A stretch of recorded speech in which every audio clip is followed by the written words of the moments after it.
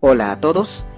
Este domingo 9 de febrero a las 6 de la tarde se va a llevar a cabo el partido entre Cienciano y Asociación Deportiva Tarma, correspondiente a la primera fecha del Torneo Apertura de la Liga 1 Te Apuesto 2025.